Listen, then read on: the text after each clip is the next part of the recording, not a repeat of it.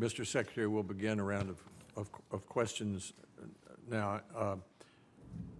Mr. Secretary, my goal would be that the country feels the same way about this new law at the end of this year as it did at the end of last year. I think there was a good deal of literal rejoicing that we had achieved a consensus in a complex area that affected so many millions of Americans, families, and brought some stability to elementary and secondary education policy. So I'm hopeful that after the regulations are finally done, that we'll still feel the same way. In that spirit, let me continue a conversation you and I were having, and I only have 5 minutes, so I want to get into 2 or 3 questions. When we wrote the law, we envisioned that states would have time to plan for the transition to the law. You've heard and we've heard some states say that your proposed regulation doesn't permit a state to do this.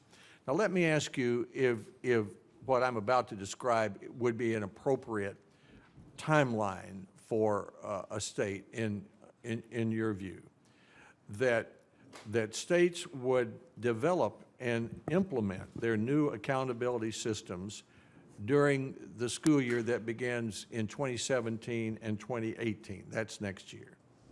That means they'd be collecting data in that year. Then in the following year, 2018-19, they would be identifying new schools in need of improvement. That would leave the year coming up, 2016-17, as a transition year, during which I would assume that states would continue to work with their already identified schools, although some states might want to move more rapidly. Does that schedule, would your proposed regulation allow that sort of schedule? Yeah, I appreciate the question. Our goal is to make sure that as the committee has developed this law, that we've focused on trying to expand the definition of educational excellence, given states the opportunity to add indicators alongside English and math performance and graduation rates. We want states to move as quickly as they can on that. Right. The timeline assumes that, yes, 16-17 would be a transition year, and that right. states would continue intervention in their previously identified schools.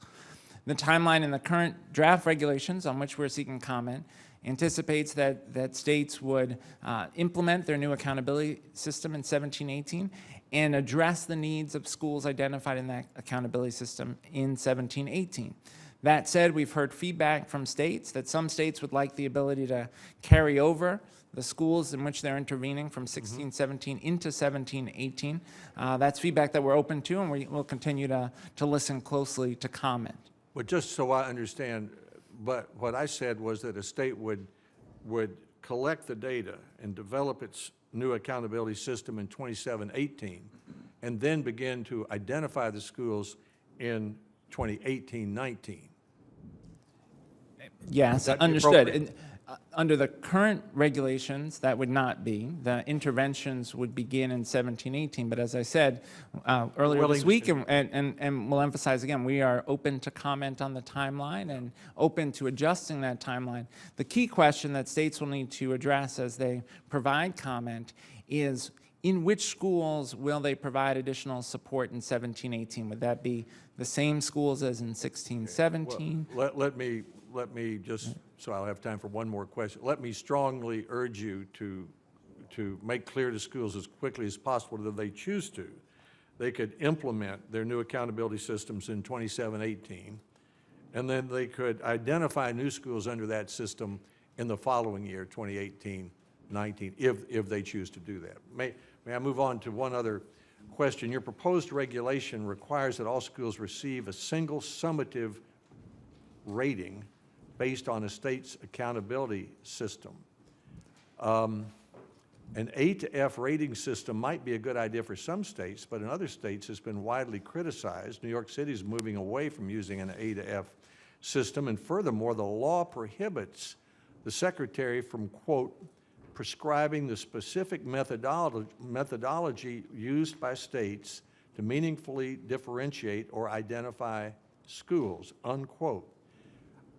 I don't see anywhere within the law the word single summative rating, And how do you justify a proposed regulation requiring such a rating in light of the prohibition that was specifically in the law that the President signed in December?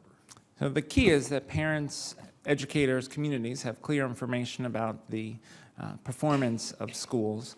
We do not require in the regulations the use of an A through F rating. Single States- summative rating. Right. States could take a variety of approaches to a single summative rating. They could use an A through F system if they so chose. They could use a numerical index if they so chose. Or they could use a categorical system, which actually is required in the statute. States will have to identify schools for comprehensive improvement, comprehensive support. Those schools, in order to do that, they will need a summative rating to achieve that status. Similarly, states will need to have schools that get targeted support. That too is a categorical rating.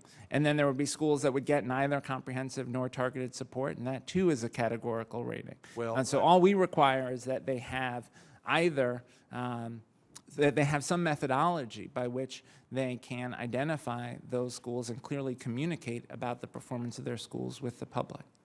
Well, my time is up, but I'd like for you to think about where in the law you get the authority to provide for a single summative rating. Senator